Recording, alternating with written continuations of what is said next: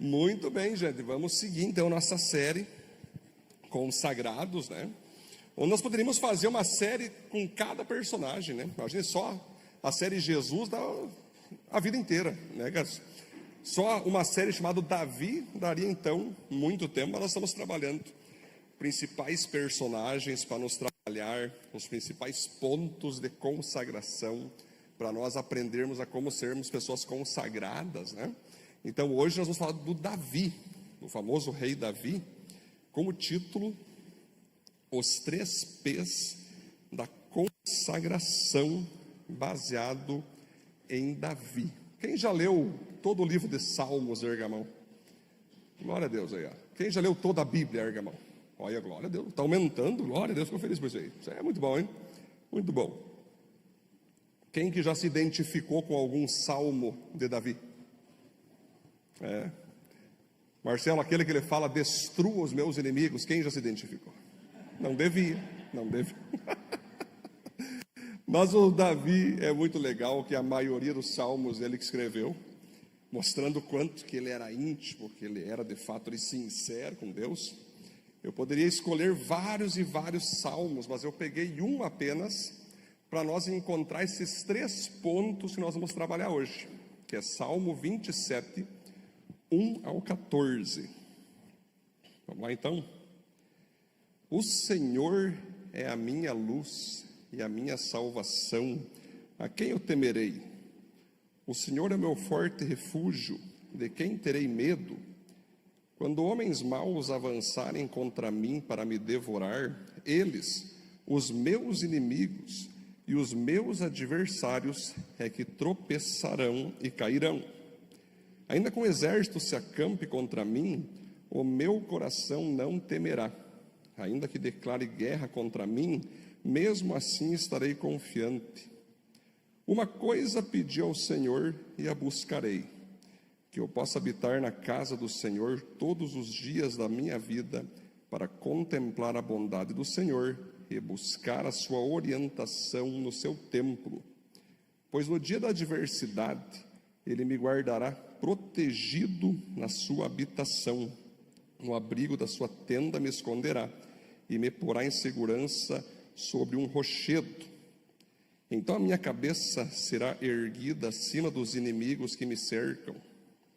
Na sua tenda oferecerei sacrifícios com gritos de júbilo, cantarei e louvarei ao Senhor. Ouve a minha voz quando clamo ao Senhor. Tem misericórdia de mim e responde-me. A você, ó meu coração, ele diz, busque a minha face. A tua face, Senhor, buscarei. Não escondas de mim tua face. Não rejeites com ira o teu servo. Tu tens sido o meu auxílio. Não me desampares nem me abandones, ó Deus da minha salvação. Ainda que o meu pai e a minha mãe me abandonem, o Senhor me acolherá. Ensina-me o teu caminho, Senhor. Conduz-me por uma vereda segura por causa dos meus inimigos. Não me entregues aos caprichos dos meus adversários, pois contra mim se levantam testemunhas falsas que respiram violência. Apesar disso, essa certeza eu tenho: verei a bondade do Senhor na terra dos viventes. Espere pelo Senhor, seja forte e corajoso, espere pelo Senhor. Amém? Glória a Deus esse texto? Glória a Deus, né?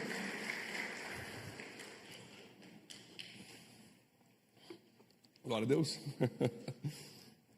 Isso aí, gente. Então, para nós começar a entender esse título de hoje, que nós vamos trabalhar os 3 P's da consagração, temos que entender que esse cara chamado Davi, ele tinha um pai chamado Jessé.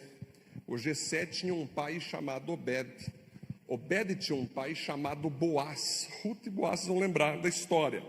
Então Davi, queridos, ele já vem de uma família que buscava Deus, Daiane, que tinha intimidade com Deus, que tinha amor pela palavra de Deus.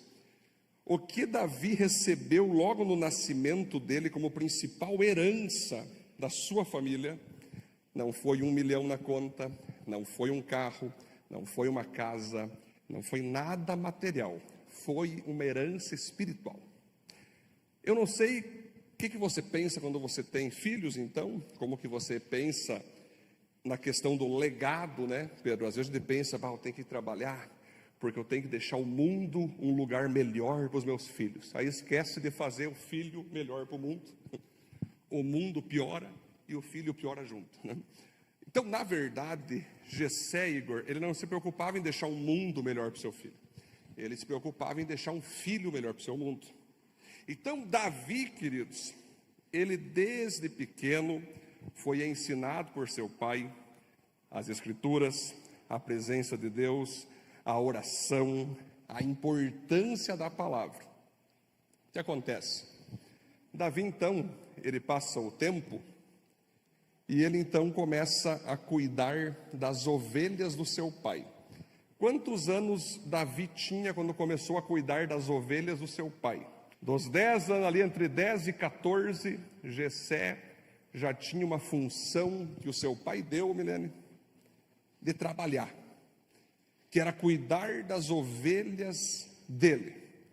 Ou seja, era um trabalho árduo, começava de madrugada, às vezes nem voltava para casa. Nath, vocês podem estudar, para nós não ficar aqui muito aprofundando muito, mas ele era um trabalhador desde pequeno. A gente tem certeza que Deus chama desde o ventre, né? Mas ele ativa quando a pessoa está trabalhando. Muitas pessoas querem ser chamadas, mas não querem trabalhar antes. Ou seja, Davi, ele não tinha preocupação se ele ia ser rei um dia, se ele ia ser um cara top um dia, se ele ia ser um cara referência, se ele ia ser protagonista. Ele não se preocupava com isso. Ele só se preocupava foi em buscar a Deus e obedecer o seu pai Jessé.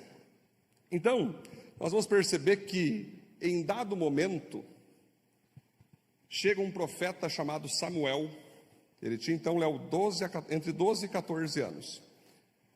O rei Saul tinha pecado, tinha abandonado a Deus, e aí Deus falou: estou tirando de você o teu reinado e vou dar para outra pessoa.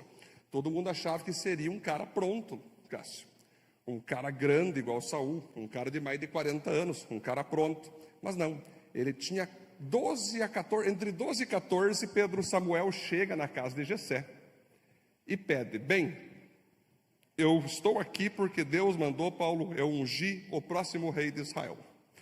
Aí você vai ver que Davi ali, ele estava longe de casa, ele estava pastoreando as ovelhas do seu pai, não estava ali, você sabe a história. Aí Jessé: não, já que é para ungir rei, então está aqui meus filhos mais velhos. E começou a apresentar um por um, Betina. E Samuel: não, esse não. Como que não? Esse cara é o mais forte que eu tenho dos meus filhos. Não, esse não. Outro: não, esse também não. Não. Passou todos os filhos, Cássio. E aí Samuel pegou e disse: tu não tem mais ninguém? Não tem mais ninguém nessa casa? Porque Deus falou que todos aqui não são o próximo rei. Jessé pegou: cara, tem meu piazão ali, o Davi, que está pastorando minhas ovelhas, está lá, atirado lá, piazinho, ainda está indo no plugue. Imagina, Gustavo. Sei lá, né? Eu fico imaginando Jessé por dentro assim. Para ser rei tem que ser militar, tem que ser top, tem que ser aparentemente grande, tem que estar pronto. E daí Samuel: não me traz esse cara aí, eu quero ver quem que é teu filho. Aí quando chega aquele plugue, vem o plugue vindo, tudo sujo, né? Sujo dali, suado. Sim, pai, o que precisa? Aí Samuel: esse cara é o próximo rei de Israel. Jessé olhou meio. Aí os irmãos olharam para Samuel, e Samuel não era louco, né? Só que tu não é estranho, esse cara aqui. Bom, a Bíblia diz que Samuel unge Davi. Sabe por quê, Pedro? Porque em nenhum momento esse menino tinha plano de ser ungido, de ser rei, de ser líder, capitão do exército. Não tinha um projeto para isso, não tinha um planejamento para isso, não tinha uma meta, não tinha uma reunião de conselho para ser rei. Ele não sabia nem o que era ser rei, ele só sabia cuidar de ovelhas, sendo um cara adolescente. Aqui tem um segredo, galera, que poucas pessoas percebem, que as coisas que Deus quer dar para nós, você não vai pensar antes. Se você busca muito, não, eu tenho um sonho de ser pastor, de ser profeta, de ser governador, de ser alguma coisa importante. Quando você sonha muito, pode ser que é um desejo teu. Mas quando você está de boa, preocupado em viver a tua vida para Deus. Pensa, Melissa, que Davi era um carinha que fazia o devocionalzinho dele, todo dia ali, devocionalzinho. Lendo ali o Pentateuco, que na época então eram os pergaminhos, Gustavo, ele cuidava das ovelhas, ele lia a Bíblia e louvava a Deus. Ele não estava preocupado em o que ele seria nessa terra, mas ele estava preocupado em o que ele seria para Deus. Era um menininho que amava a presença de Deus. Estou só dando uma introdução, nós vamos trabalhar mais sobre isso, né? E ele, queridos, ele era músico, ele tocava harpa, ele tocava muito bem. Então, quando você ali, então, ele trabalhava com as ovelhas, é todo um trabalho árduo, tem que dar comida para elas, tem que colocar óleo na cabeça delas quando estão doentes, tem que proteger as ovelhas de urubus, lobos, cobras, leões, ursos, tem que botar ela a descansar e tudo mais. Então, o Davi, queridos, esse menino, entre 12 e 14 anos, quando vinha urso, quando vinha urso para matar as ovelhas do pai dele, ele falava: Deus, em nome de Jesus, me use. Sonda-me, Senhor. E ele fazia, sabe o quê? Ele matava o urso. Você já viu um vídeo na Rússia, o pessoal comendo na Rússia lá, Cássio? Aquilo veio um urso. E não é IA, não. Ele chega, aí diz que a primeira dica é: não se mova. Finge que tu não viu ele. Ele começou a comer toda a mesa, comeu tudo lá. E as mulheres, elas travaram assim. Sim. Ele olhou, cheirou, uma mulher lá, a outra, olhou e foi embora. Se coloque no lugar dessas irmãs. Quando um urso chegava perto das ovelhas, como Davi fez para matar os ursos, pode ser que foi com a funda, pode ser que ele pegava a funda e pam na cabeça do urso, ou sei lá, se ele tinha uma espada na época, um graveto, ou era na porrada, Cássio, eu não sei. Eu sei que esse menino do plugue, Cássio, matava urso. Imagina isso, Cássio. Hoje adolescentes não lavam louça. Hoje adolescentes, essa nossa, essa. Cara, o Davi matava urso, cara. Se tem um incentivo para os adolescentes de hoje, é isso aí. Ele matava leão. Matava tudo que aparecia, que era bicho peçonhento, cobra, urubu. Ele protegia as ovelhas, queridos. Ele dava alimento para as ovelhas. Um pastor de ovelhas, para sair, para ir para casa, ele tem que deixar um outro no lugar para cuidar das ovelhas. Não dá para deixar as ovelhas abandonadas. Está cansado? Ovelhas, abraço aí. Qualquer coisa, se o urso chegar, vocês se viram aí. Não, ele tem que ter um supervisor para ir para casa, e quando ele voltar, o outro sai para ele entrar de novo. É assim. E Gunnar, o Davi era músico, imagina que legal. O que ele fazia? Enquanto ele estava lá com as ovelhas, ele começou a criar canções, composições da época. Então, ele começou, por exemplo, a criar o Salmo 23. O Senhor é o meu pastor e nada. Imagina, a Débora deve ficar feliz, mas não foi isso, claro que não foi. Foi outro tipo de música.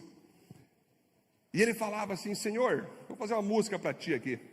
Assim como eu cuido dessas ovelhas, assim como eu vou para cima dos inimigos, a partir de agora eu me coloco como ovelha e o Senhor se coloca como meu pastor.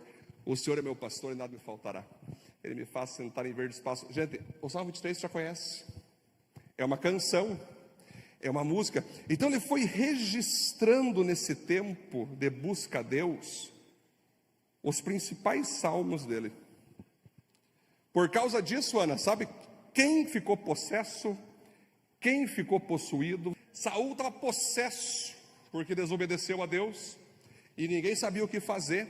Aí lembraram de um menino do plugue, que tocava bem harpa e que tocava de modo espiritual, Gustavo. Aí chamaram esse menino. Davi chegava na frente de Saul, Davi pega e começa a tocar harpa. Pá, o Senhor é meu pastor.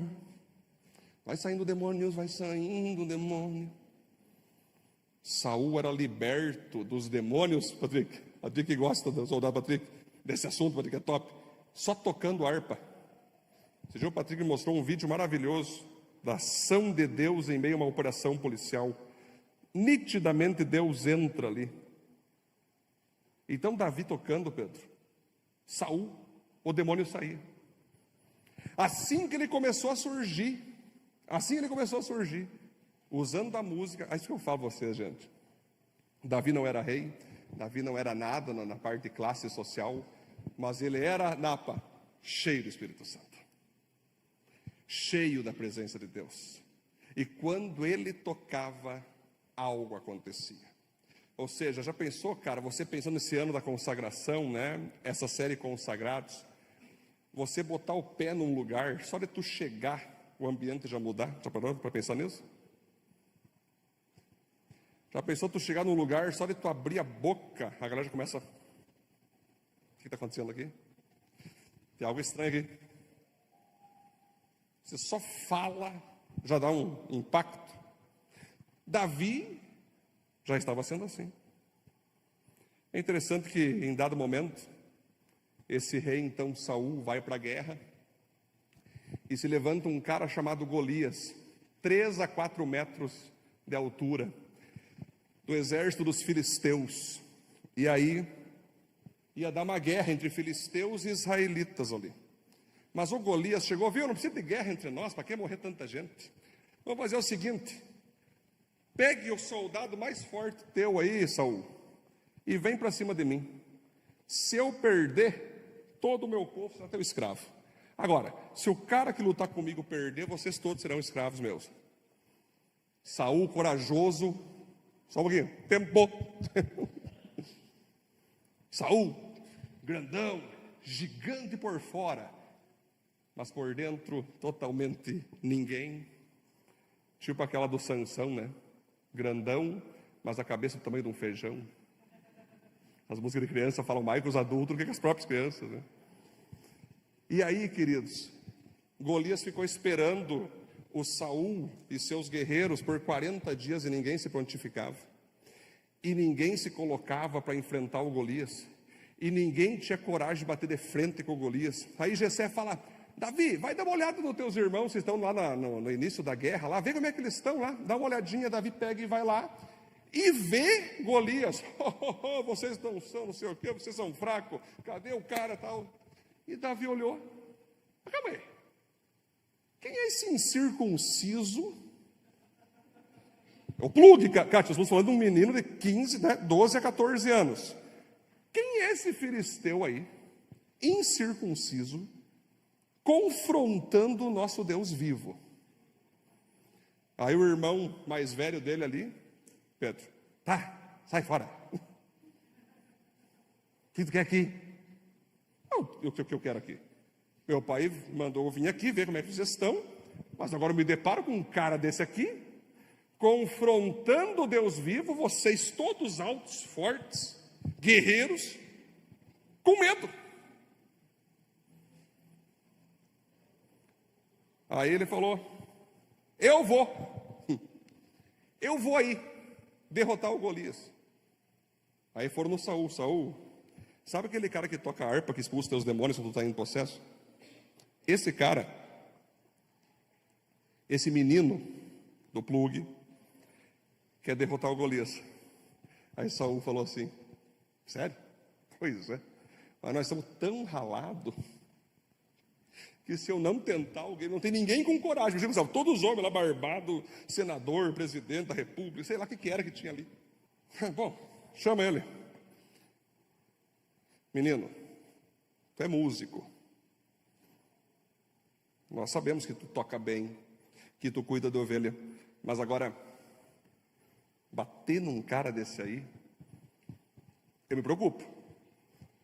Senhor, eu já matei urso, já matei leão, cobra, gafanhoto, barata, as mulheres, barata. Eu quero ir. Aí Saul olhou. Tá bom. Menino, olha só. Lamento que tu quer ir. Então vamos fazer o seguinte, em vez de tu ir só tu assim, eu vou colocar minha armadura em ti. Vai de armadura. Aí Saul bota a armadura em Davi, Gustavo. Davi já cai para o lado assim. Eita nós! Eita nós! Ah, não, desculpa. Eu não quero essa armadura não, rei. Deixa eu ir de boa. Vai só eu e minha funda. Só eu. Aí Saul, naquele momento paterno, ok, meu filho. Então vá. Bom, você sabe a história, né? Davi pega, derruba ele com uma pedrada, levanta a cabeça do Golias e vence o Golias. Sabe por quê, queridos? Porque antes de Davi derrotar gigante, fazer grandes coisas, ele tinha uma intimidade com o Deus Criador de todas as coisas. Enquanto aquele pessoal olhava o gigante Golias, Davi olhava o Deus atrás do gigante Golias. Atrás do gigante Golias existia um gigante extremamente maior que fazia Golias virar uma formiga. Esse é o poder de quando nós buscamos a Deus. Quando nós temos intimidade com Deus, a gente tem uma visão diferente. A nossa visão não é uma visão normal. O ser humano que não busca Deus, ele tem tudo cronometrado, calculado, é tudo uma engenharia perfeita, intelectual. Não, eu calculei, não vai dar.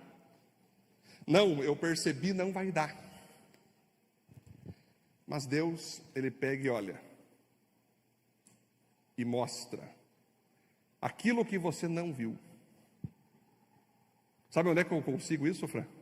Aonde eu consigo isso? Buscando a Deus. Buscando a presença de Deus, estando com Ele. Depois que ele derrota Saul, ali Golias, Gustavo, Saul fica tão feliz que fala: que menino top. Quero que você trabalhe agora no meu exército. Davi, você vai ser um dos meus principais auxiliares de campanhas vitoriosas. Você vai ser um dos meus principais comandantes. Davi entra para a equipe principal de Saul. O problema é que é o seguinte: quando Golias cai, e aí fica a fama de Davi, as mulheres começam a cantar o seguinte, Cássio: uau! Saul matou milhares, mas Davi dezenas de milhares. Aí Saul olhou: calma aí, cara, tu pode ser igual a mim, mas jamais melhor do que eu. Sempre falo, Pedro, o único cara que vai celebrar nossas conquistas, o único homem, é o teu pai, é o meu pai. Nossa, já partiu, né, Pedro? Mas o único que vai celebrar de verdade o sucesso dos filhos, Cássio, são os pais. Fora eles, somente aqueles que te amam muito, porque a maioria, ao ver tuas conquistas, ao ver tuas vitórias, vai te invejar, vai te perseguir. Ou seja, seja como eu, mas nunca melhor do que eu. Então, não subestime jamais o poder que Deus deu para você mesmo. Cássio, o maior apoiador das coisas que Deus me dá sou eu. Marcelo, se eu não tiver apoio de nenhum homem nessa terra para aquilo que Deus me fala, eu já estou bem, porque eu me apoio. Diz assim, Igor: um com Deus é maioria, é ou não é? Um por todos, capaz. Um por Deus, um com Deus é maioria. O apóstolo Paulo disse: se Deus é por nós, quem será? Vamos de novo? Se Deus é por nós, quem será? Então, queridos, esse é um segredo que eu falo, que eu tenho certeza que Davi tinha, que ele só queria agradar Deus. Se pôs em risco por causa de Deus. Ele não ouviu as críticas dos irmãos por causa de Deus. Ele foi para cima porque ele tinha uma palavra de Deus. Ele estava vitorioso porque junto a ele estava Deus. Ele tinha convicção porque dentro dele estava Deus. Tudo isso mostra então que Davi, ele se tornou vitorioso porque antes ele buscou o Deus da vitória. Bom, ele tinha 17 anos quando derrotou Golias. Vamos só resumir agora para nós ir para os pontos. E ele começa a reinar depois que Saul morre, depois então que o seu filho Jonatas morre, e Davi vem a reinar. Ele tem 30 anos. Com 30 anos, ele começa a reinar de fato. Ele reina 40 anos em Israel e morre aos 70 anos. Esse é um resumo. Então veja, Felipe, Samuel ungiu ele ali entre 12 e 13 anos. Lá com 30, ou seja, 17 anos depois, ele foi rei. Às vezes nós temos palavras que liberam para nós, que a gente pensa que vai se cumprir imediatamente. A gente pensa que não, recebi uma palavra ontem que eu vou ser isso, e a gente pensa que semana que vem já vai acontecer, quando na verdade pode demorar 15, 20, 25 anos, 40 anos. Você vai ter fé para isso até que esse dia chegue? Só fica ansioso em ver as promessas sendo cumpridas, que tem um tipo de crente no mundo, né? É o crente das promessas. Eu quero minhas promessas. Eu tenho promessa. Lembra uma vez, evangelizei muito drogado, muito bêbado, tudo que é tipo de cara. Eu voltava da faculdade de madrugada, por causa dos ônibus, nós pegava. Aí eu estava voltando um dia, eu também ajudei muita gente, dando comida, dando dinheiro, sabe, dando roupa. Eu vivia entrando debaixo da ponte, conversando com os mendigos ali de rua e tudo mais. E aí eu estou indo para casa e chega um cara maltrapilho assim, e ele pega e fala: ô, querido, tudo bom? Estou com fome. Fica assim, mentira. Ele falou: estou com fome. Tu pode ajudar? Posso, claro. Estou quase chegando em casa ali, eu pego um pão e um leite para ti ali, pego uns pacotes de massa, de arroz. Não precisa. Eu só quero dinheiro. Daí Gustavo já sabe. Olhei reto nas mãos dele, preto a mão aqui. Aí eu falei assim: tá, mas eu tenho comida, posso te dar comida? Ô, José, né? Vamos dar comida, tu não quer estar com fome? Vou dar comida, né? Não, mas eu estou com pressa, me dá um dinheiro. Até minha esposa, meus filhos estão ali em cima, na esquina, ali, eu olhei onde? Ih, já foram embora. Já foram embora? Peguei e falei assim: irmão, a gente já tem experiência que quando alguém pede comida e ao receber a comida não quer dinheiro, você vai fumar, você vai usar drogas. Sim ou não? Daí ele ficou assim: tu é evangélico? Sou. Ele começou: e começou a falar em língua assim, né? Aquela língua que você conhece. Aí eu olhei, só eu na rua ali com ele, a madrugada, os urubus espiritual passando o bleu, sabe? As bocas de fumo, as raias, viu? Aí ele falou assim: porque eu tenho promessa. Eu tenho promessa. Aí eu só falei: o sangue de Jesus tem poder, em nome de Jesus. Eu tenho promessa que vai acontecer isso, que vai acontecer aquilo. Aí eu falei para ele assim: se tu tem promessa, o que está fazendo aqui na rua? Se tu tem promessa de Deus, o que está aqui? Me enganando, pedindo dinheiro para droga, achando que vai me passar a perna. Acho que teu lugar não devia ser aqui, queridão. Porque é o seguinte: não é porque Deus te deu uma promessa que Ele é obrigado a cumprir sobre ti. Os planos de Deus não vão ser frustrados, mas aquele que recebe o plano pode se frustrar. Parece que você é o caso. Era tipo aquelas promessas, Diogo: você é rico, você é milionário. Engraçado, a maioria das pessoas quando tem promessa é Deus falando: eu vou dar 1 bilhão. Eu não sei se é Deus, sei lá, às vezes pode ser, mas às vezes parece Satanás, Mateus 4, né? Se prostre e me adore tudo que te darei, né? Falei para ele assim: Paulo, viu, irmão, eu creio na promessa. Se Deus te prometeu, eu creio. Mas tu quer que eu te dê algo hoje aqui, então, que você vai ficar triste? É uma palavra. Eu moro ali, cara, todo domingo de manhã, de noite, eu falei as atividades da igreja, eu te acompanho, volte para a igreja, e eu tenho certeza que as promessas vão se cumprir na tua vida.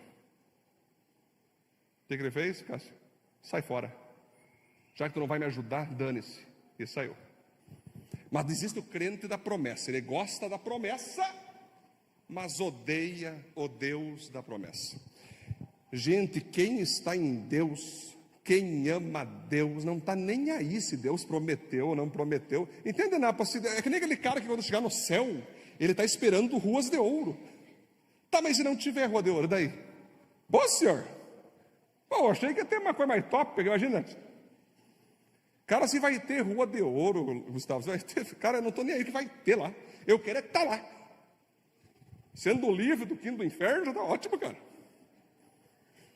Queridos, sai dessa esfera do que Deus pode te dar e entra nessa esfera de Davi, do que você pode ser buscando a Ele. E aí, queridos, vamos para o nosso primeiro ponto, então. Vamos lá, trabalhar os 3 P's.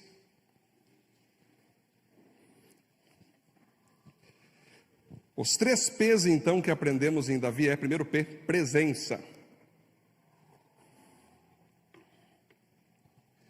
Consagrados amam e desfrutam da presença de Deus. Então, galera, Davi, Igor, ele amava a presença de Deus. Se você ler os salmos que esse cara escreveu, ele era perdidamente apaixonado por Deus. Edmar, se você ler lá, tá aí. Leia Salmos, leia com vontade, leia com detalhes, Fran. Ele era perdidamente apaixonado por Deus. Ele amava oração, ele amava fazer jejum, ele amava fazer voto, ele amava entregar primícias para Deus. Cara, tudo na vida de Davi, ele incluía Deus, tudo. Não existia uma área, Nath, de Davi, que ele não levava Deus junto, que ele não incluía Deus. Era tudo. Era na vida familiar, era na vida de trabalho, era na vida de reinado, era enquanto ele estava de soldado, era enquanto ele estava como rei. O tempo todo Davi buscava a presença de Deus. Ele amava, queridos, louvar a Deus. Ele amava elogiar a Deus. Ele falava, Ana, Deus, tu és maravilhoso, tu és o meu escudo. Hoje eu perdi essa batalha, mas essa derrota me fortaleceu. Hoje eu venci e essa derrota te glorifica. Senhor, hoje as pessoas me amam, glórias a Ti por isso. Hoje as pessoas me odeiam, glórias a Ti por isso. Hoje, Senhor, a minha vida está um caco, mas eu te glorifico. Hoje a minha vida está top demais e eu te amo. Em tudo, ele colocava Deus. Antes de fazer qualquer coisa, Davi buscava o fortalecimento de Deus. Deus, prepara as minhas mãos para a batalha, treina as minhas mãos para enfrentar as batalhas que eu terei. Livra-me da morte, livra-me, Senhor, das flechas perdidas. Como não tinha bala, era flecha perdida. Gente, você veja, Davi participou de vários e vários tipos de campanha militar, e Deus guardou o cara em todas, Léo. Guerra no meio, gente, que tu pode tomar uma espadada no pescoço sem tu ver. Deus guardou o tempo todo. Mas por que Deus guardou esse cara? Porque ele chegava, Deus, tu és aquele que tem o controle de tudo, tu és aquele que protege, tu és aquele que prospera, tu és aquele que direciona, tu és aquele que perdoa, tu és aquele que me ajuda. Eu te amo, Senhor. Davi sempre queria ver Deus feliz. E a coisa que mais machucava Davi era quando ele sabia que ele vacilou com Deus. Em dado momento, queridos, Davi, em uma loucura que ele cometeu, era guerra, Cássio. E aí o comandante Joabe, Senhor, vamos para a guerra com nós. Não, hoje não. Quero ficar de boa em casa. Quero ficar no home office. Eu quero ficar de boa. Estou cansado já. Eu quero pensar em mim. Eu Eu quero um tempo de meditação, um tempo de yoga. Eu não quero, eu vou até pedir, Deus, dá licença um pouco, que agora até o Senhor quer um tempo. Eu quero pensar em mim. Eu quero ter um tempo para o meu psicológico. E o diabo, isso aí. Oficina vazia, né? É onde eu quero trabalhar. O que acontece? Davi, então, não vai para a guerra, não busca Deus. Quando ele olha uma mulher na sacada, chamada Betseba, ele, esquecendo da presença de Deus, se levando pela carnalidade, pelo desejo, sozinho, não tinha ninguém ali, chama o soldado, porque o rei naquela época era obrigação, não existia não como resposta, ele não podia matar. Eu quero que tu traga aquela mulher aqui. A Bíblia fala que a Betseba vem, ele então obriga ela, evidente, a ter uma relação com ela. Aí, a Betseba manda um recado para ele logo depois, viu? Fala para Davi, que acabou que eu engravidei. Aí Davi, não tem problema. Imagine, o esposo dela estava na guerra, Urias. Chama Urias. Quando o cara não está mais em Deus, ele começa a arquitetar tudo que é coisa, né? Ele arquiteta, até que o arquiteto do universo pega ele, né? Aí Urias vem, sim senhor, diga, meu irmão, vá para casa, ame tua esposa, fique feliz, se relacione com ela, por dentro, né, Sabrina? Aí quando ela aparecer barriguda, vai achar que é teu. O que ele fala? Senhor, jamais eu vou para minha casa amar a minha esposa, enquanto os meus colegas estão quase perdendo a vida na batalha. E Davi pensou, meu Deus, ele é igual a mim. Que bucha isso aí, o cara tem o mesmo coração que eu tinha. Tá bom, já vi que é íntegro, não vai dar certo isso aí. Davi estava assim, poxa, esse louco vai me revelar. Aí depois ele falou para Urias, vamos dar um vinho. Deixou bêbado Urias. Volta para casa agora. Vai bêbado, ele bêbado. Dormiu fora de casa, mas não foi para a esposa, Gustavo. Bom, em resumo, aí Davi, olha as loucuras que Davi, o homem de Deus, foi fazendo. Bom, Joabe, estou te devolvendo Urias na guerra aí. Bota ele na frente da batalha, que eu quero que ele seja usado hoje. E Joabe, comandante experiente, já sabia. O que esse homem fez para Davi botar o Urias na frente de batalha? Os primeiros que morrem vão na frente da batalha. Não deu outra, Urias morre. Joabe manda um mensageiro, e aí Davi fica sabendo da morte dele. Que pena. Faz parte, né? Então, queridos, ele conseguiu cometer adultério, mentira, manipulação e assassinato. Só que aí, ele não conseguiu dormir mais. Ele não conseguiu viver mais. Ele não conseguiu mais olhar as pessoas nos olhos. Ele não conseguiu mais ter a alegria que ele tinha quando ele vivia para Deus, quando ele amava Deus e quando ele praticava as coisas de Deus. E ele estava escondido, se escondendo, até que chega o profeta Natã, um homem de Deus, e fala: Senhor, tu que és sábio, existe ali, Senhor, um pastor de ovelhas que tem apenas uma ovelhinha, e um outro pastor que tem 5.000, vai lá e pega aquela ovelhinha para ele. O que tu faria com esse cara? Matava, com certeza. Pois é, rei. Tu tem aqui um certo tipo de liberação permissiva de Deus. Tu tem várias mulheres, concubinas. Urias só tinha uma. Tu foi lá e pegou a mulher dele. E para variar, além disso, tu foi e matou Urias. E engravidou ela. Imagina Davi Ele olhou, porque, Gustavo, o Natan, ele podia ter sido morto na mesma hora. Então o Natan dá uma palavra forte. O que Davi faz ali? Ele confessa os seus pecados, ele se arrepende deles, Marcelo. Ele faz inclusive um salmo sobre isso, dizendo: enquanto calei os meus pecados, meus ossos iam apodrecendo.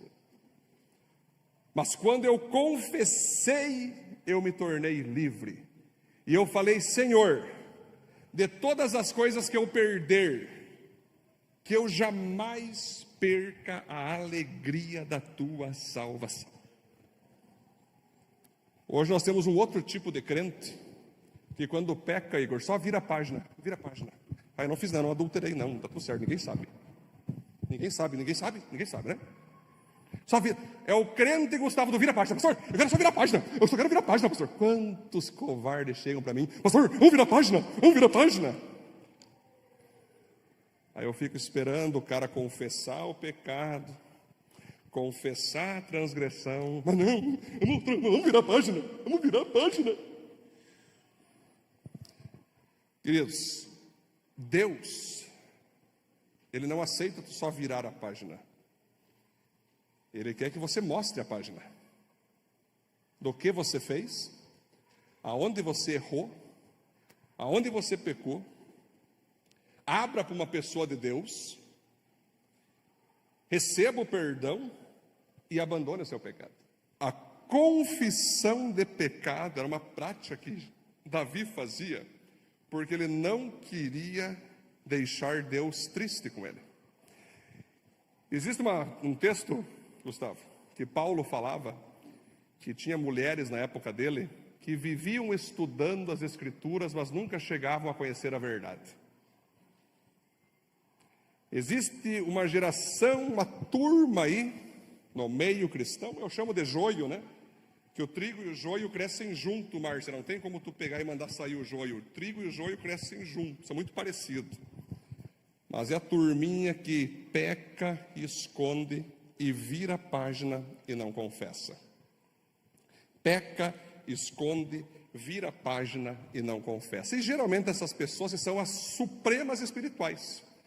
Elas julgam os pastores, elas olham de cima para baixo os irmãos, quando na verdade ali existe um pecado não confessado, existe um pecado que não foi aberto, existe uma vida que não está resolvida, queridos, existe algo ali que não está alinhado.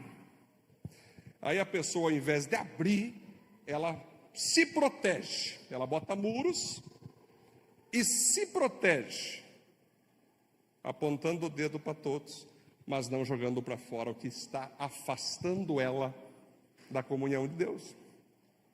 Então Davi, queridos, ele tinha essa prática de deixar claro: Senhor, a tua presença é tão maravilhosa para mim, que tudo que eu faço de errado contra o Senhor eu confesso. Eu fico imaginando Paulo, ele no momento de oração, falando com Deus, entendeu? Senhor, olha que loucura que eu tive, Senhor. Por minutos de prazer, eu quase perdi a eternidade da tua presença. Quantos jovens, quantas pessoas, às vezes quase trocam a salvação por minutinhos de prazer. Senhor, eu quase te perdi. Senhor, que loucura que eu fui fazer. Eu não pensei no Senhor, eu não pensei na minha família, eu não pensei no meu reinado, eu não pensei nos meus liderados, eu não pensei no meu governo, eu cometi essa loucura. Bom, se vocês verem depois, Davi vai receber muitas consequências dentro da família, fora, colheitas e colheitas. Deus o perdoou, mas não tirou dele as consequências, mas deu a força para que ele pudesse resistir às consequências. Porém, eu sempre digo, não quer confessar pecado? Aprenda a confessar tentação. Se Davi chamasse o profeta Natan lá, Cássio, o profeta aqui, ó, cheguei. Vi aquela mulher lá, cara, e o que eu faço? Eu sou o rei, mas me ajuda aí. Aí Natan dá na cabeça dele: tu é louco, rapaz, fica quieto aí, meu. Se tu fazer isso, vai acontecer isso. Ele diz: obrigado aí, ô Senhor. Quase fui. As pessoas têm medo de confessar pecado, tentação, né? Assim, com vergonha de confessar tentação, mas na hora do pecado. Diz uma frase que diz bem assim: o diabo ajuda a fazer, mas não ajuda a esconder. Calma, gente. Eu estou falando de Davi. Sim ou não? Eu falei os 3 P's baseado em Davi. Esse é o Davi. Que a gente pensa, né, que o salmista ali foi só top 10 o tempo todo, né? Top trend. Não, galera. O bicho pegou para o lado dele quando ele rateou. O bicho pegou para o lado dele. Porque Deus, Ele ama quem ama Ele. Ele ama quem está com Ele. Mas quando alguém que está com Ele vacila, Ele perdoa, Ele levanta, mas Ele não impede, Marcelo, a colheita. Porque Davi era um homem segundo o coração de Deus. Ou seja, não que ele fosse Deus, mas ele era alguém que queria Deus, queria proximidade com Deus. Ele era um cara puro. Às vezes eu olho aqui, adolescentes, jovens, né? Eu pastorei adolescentes 7 anos, pastorei jovens, muitas vezes lá em Curitiba. E era triste, Cássio, quando uma menina lá, no discipulado, decidia sair com hip hop. Saía lá, ninguém ficava sabendo quando vê grávida. Cara, que coisa triste, né? Do nada aparece grávida, sem planejamento, de modo escondido, tipo, é bucha, né? Tem toda uma questão que tu tem que resolver. Mas as pessoas, elas querem o prazer, mas não querem a responsabilidade que o prazer vai trazer depois. Olha o BO que dá quando você troca Deus por minutos de prazer. Quando você troca a presença por minutos de egoísmo, né? Por isso que o ponto 1 é: consagrados amam e desfrutam da presença de Deus. Ponto 2, vamos lá. Estamos no tempo ainda, vamos lá. Consagrados, então, amam e desfrutam da palavra de Deus. Coloque palavra.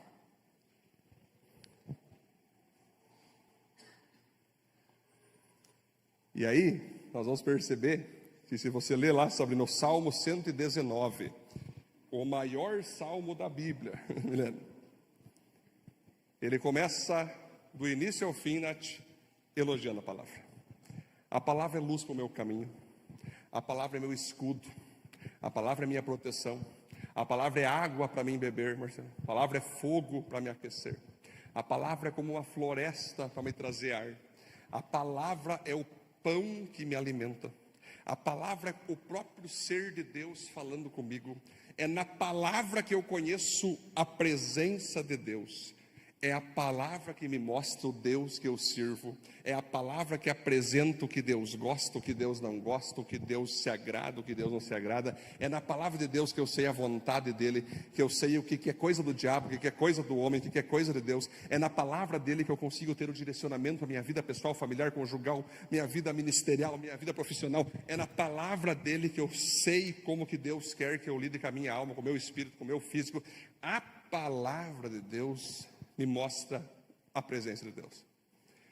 Hoje nós vivemos num tempo que as pessoas, elas criaram os seus próprios deuses, né?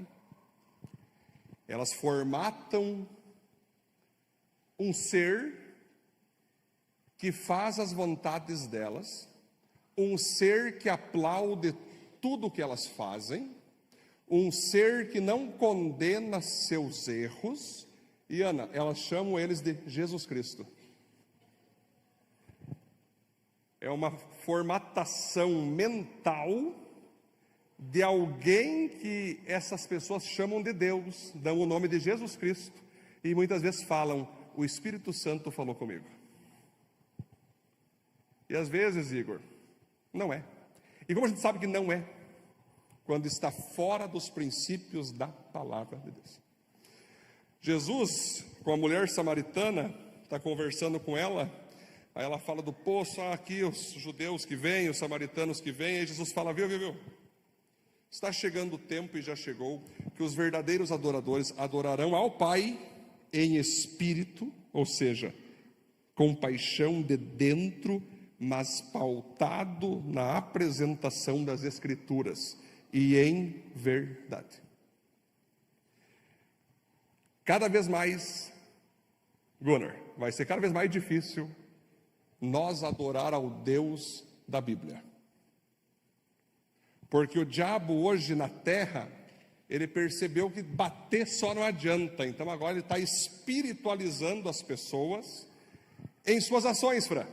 As pessoas agora não fazem mais algo e falam, isso é contra Deus. Hoje não, elas falam, isso é em nome de Deus. O próprio Jesus Cristo disse que chegaria um tempo que as pessoas matariam umas às outras em nome de Deus. Ou seja, hoje é possível você falar o nome de Deus em vão. O que é o nome de Deus em vão? Deus me falou, mas não foi. Cássio, tem uma galera que fica às vezes, o pastor me disse isso. Não, foi o pastor que disse para fazer. Ele só, pastor, tu disse isso? Eu não falei nada, mas o cara falou que tu disse. Claro que não, tu é louco. E as pessoas, Marcelo, elas chegam, elas querem alguns acessos. Não, o pastor falou. Aí a pessoa que confia em mim, não, se o pastor falou, então, e vai. E na verdade só usou o acesso, o meu nome, em vão. Então muitas pessoas fazem isso com Deus, queridos. Eles pegam e falam, não, sim, foi Deus que me falou. Sim, foi Deus que está me falando. Não dão uma base bíblica, não dão um texto para basear a fala, não provam, não, foi Deus que me falou. E não é o Deus da Bíblia. E não é o Deus que está descrito nas Escrituras. Então, se você não tiver tempo com as Escrituras, uma leitura sincera, não aquela leitura que tu faz só para dizer que tu fez, sabe aquela coisa? Tem pessoa que é assim, ela lê a Bíblia para mostrar para os outros que ela leu. Ela lê a Bíblia, faz uma story e bota um coraçãozinho. A Bíblia, queridos, não é para tu só ler e mostrar que tu leu, é para você ler ela, concordar com ela, internalizar ela e viver ela. Essa é a pior parte, viver a Bíblia. Você imagina, Ana, o que Jesus falou semana passada conosco aqui, que nós era para perdoar pessoas. Às vezes vem uma voz que diz, esse não perdoa. Não perdoa essa pessoa. Eu pergunto, é Deus? Não. Quantos profetas chegam, Cássio? Eis que te digo de mim mesmo, que essa pessoa aqui vai acontecer tal e tal coisa, tal e tal coisa. Cara, eu nunca fui contra profeta do caos. Tipo assim, Pedro, que fala que vai acontecer alguma tragédia. Se for Deus que está falando, tudo certo. Deus, ele comanda, né? Ele usa pessoas para falar coisas boas e coisas que não são boas. Mas elas têm que estar pautadas na palavra. O nosso irmão Davi, queridos, ele amava as Escrituras. Ele fez um salmo, inclusive, queridos, que é o Salmo capítulo 1, que ele compara pessoas que amam as Escrituras com pessoas que não amam. Ele fala assim, bem-aventurados são aqueles que não se assentam na roda dos escarnecedores e dos zombadores. Muito pelo contrário, eles têm prazer, Marcelo, em meditar nas Escrituras dia e noite. E quando eles meditam nas Escrituras, a sua vida é como um rio que vai trazendo vida por onde eles passam. Então hoje, se você for para a escola, se você estiver numa empresa, se você estiver em qualquer estabelecimento, você vai perceber que tem 3 grupos. O menor grupo, que é o não crente, é o menor. Aí vem o maior número, que é o crente desviado. Aí vem ali um pequeno número ainda, que é os crentes verdadeiros.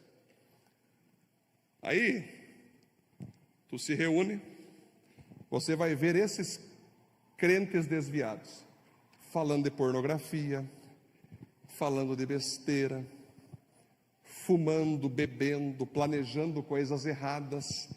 É o crente desviado. Mas ele fala o seguinte: Deus me fez assim. Deus me fez, não é, Diego? Deus me fez assim. Aí o não crente olha, meu xarope. O não crente, mas teu pai chutou a cruz antes de ter você, porque Deus me livre, se é para ser crente que nem tu, estou fora. Aonde a gente vai, tem o zombador, né? Tem o cara que ataca pastor, que ataca igreja, tudo que é bom, eles atacam, ataca a Bíblia, questiona os versículos bíblicos. Eu, por exemplo, eu amo quando alguém questiona a Bíblia, para mim, porque eu sempre levo a pessoa a perceber que no final, se tu achou uma coisa errada na Bíblia, o errado é você. E até hoje nunca, Cássius, teve um cara que contradisse isso. Que ele te explica, né, o contexto, a parte histórica, a parte geográfica, a parte, né, geopolítica, que o cara às vezes lê ele só pinça, e isso aqui, calma, velho, vamos devagar. Então quando você percebe que amar a Bíblia, amar as Escrituras, falar das Escrituras, te mantém nas Escrituras, você lê ela. Ponto 3, então, vamos finalizar. Estamos no meu tempo ainda, fechando. Consagrados amam e desfrutam da comunhão com o povo de Deus. Então você vai colocar pertencimento.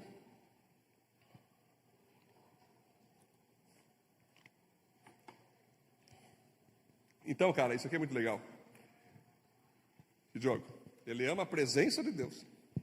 Ele ama a palavra de Deus. E uma coisa que é fantástica: ele ama pertencer ao povo de Deus, Pedro. Quando ele diz, vale mais um dia nos teus átrios do que 1000 dias em qualquer lugar. Quando ele diz, Betina, que ele ama louvar, são vários e vários salmos. Eu amo dançar, eu amo louvar na presença dos santos. Eu amo estar na congregação dos justos. Eu gosto de estar onde a palavra é pregada. Eu gosto de estar onde o meu Deus é glorificado. Eu gosto de estar em meio ao povo de Deus.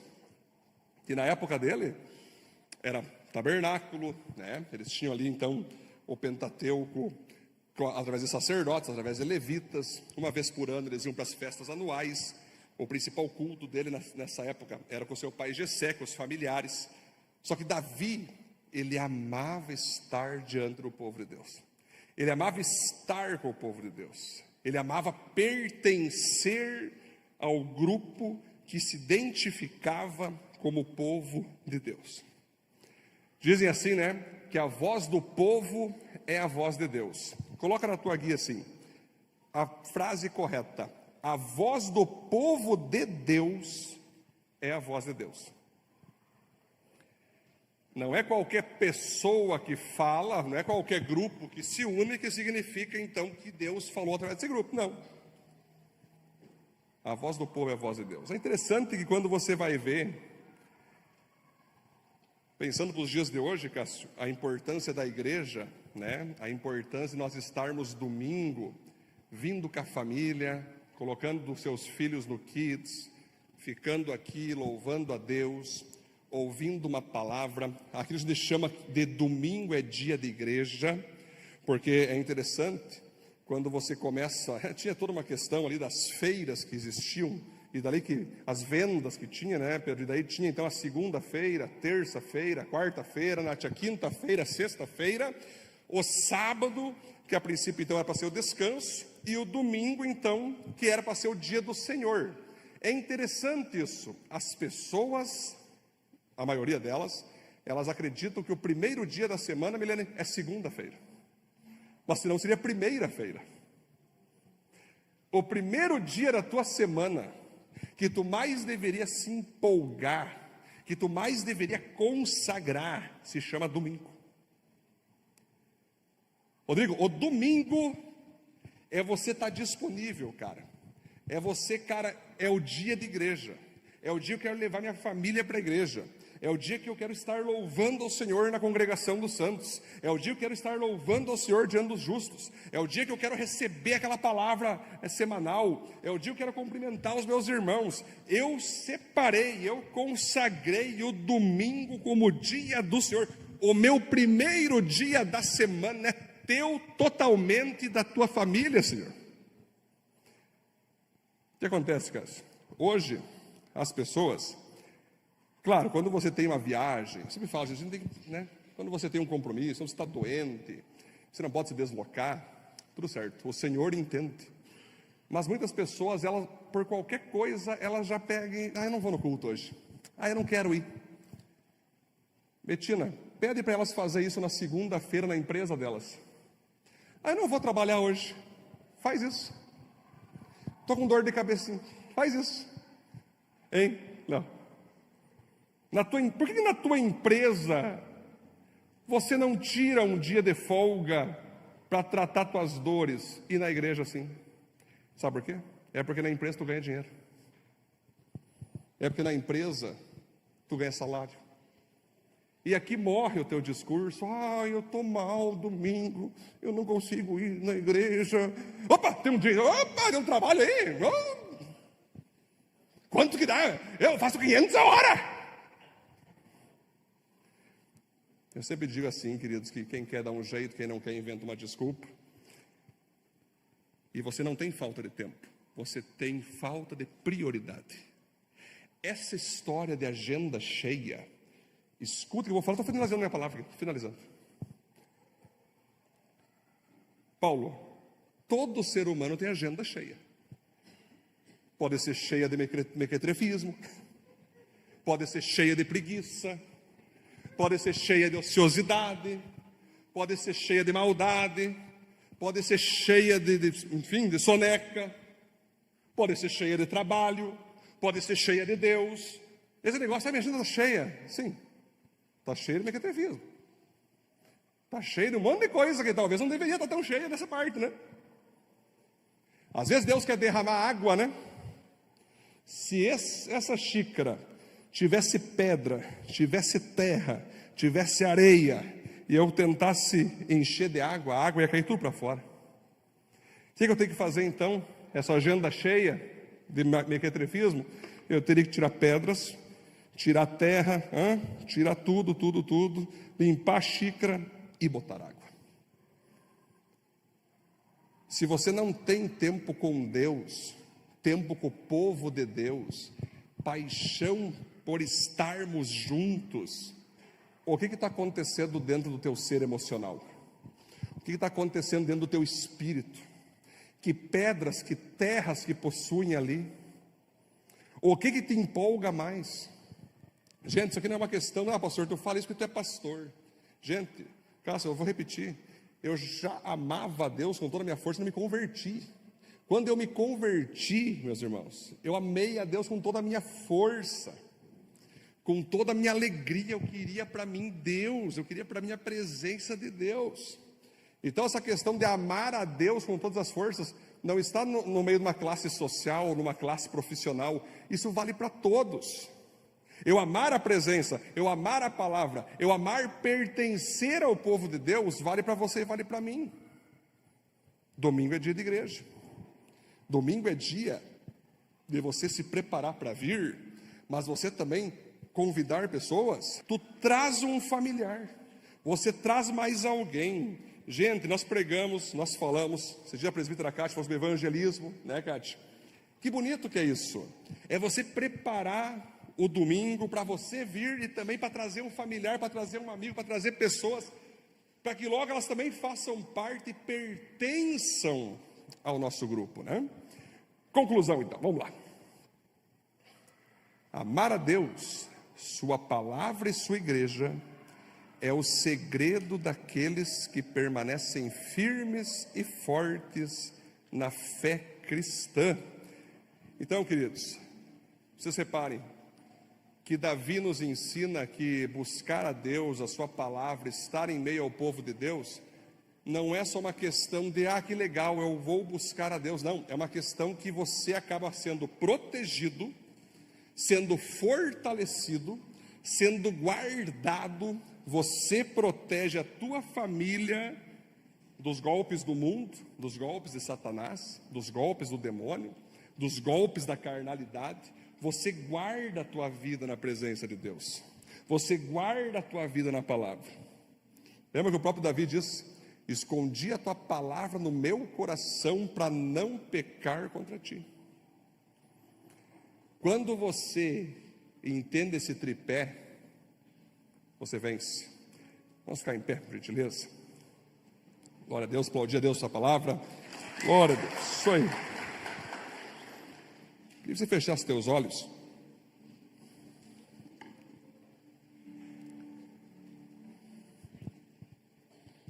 Pode desligar as luzes aqui, Jefferson, por favor.